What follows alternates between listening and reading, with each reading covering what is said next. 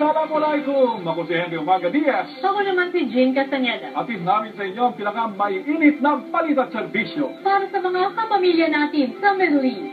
At narito ang ulo ng mga balita. 10,000 OFWs pumirma sa petisyon sa moratorium sa pagpapadala ng household service workers sa Kuwait. 4 na Pinoy trailer drivers na nangarap ng magandang buhay sa Saudi. Gutom ang inabot. Kingdom Dream Games 2 agad sinimulan sa Damam. At search for global singing Pinoy idol ng ABS-CBN, DZMM at ANCOP umarangkada na sa Muscat, Oman. 10,000 OFWs ang pumirma sa petisyon para pansamantalang isuspinde ang pagpapadala ng mga household service workers sa Kuwait. Magsusumiti naman ang embahada ng position paper sa moratorium sa DFA sa susunod na linggo. Yan ang balitang Middle East ni Katrina Perea.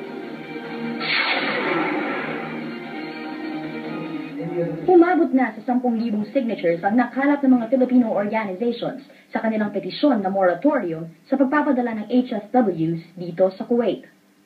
Formal nila itong binigay kay Chargé d'Affaires Raul Dado. Sana lang, panalangin, napakinggan ng gobyerno ang panawagan ito ng mga OFW dito sa Kuwait. Sa dami ng pumirma, lalong lumakas ang panawagan na ipatupad ang moratorium.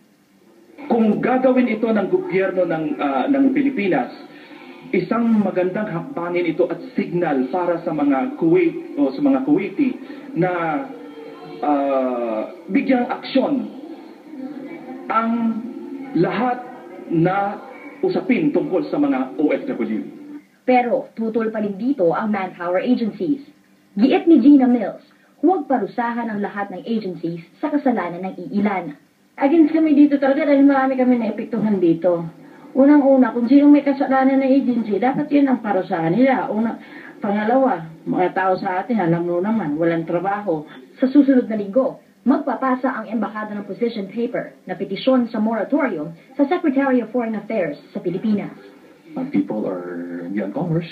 We're talking human beings, our families, our friends who have come here to work as domestic helpers.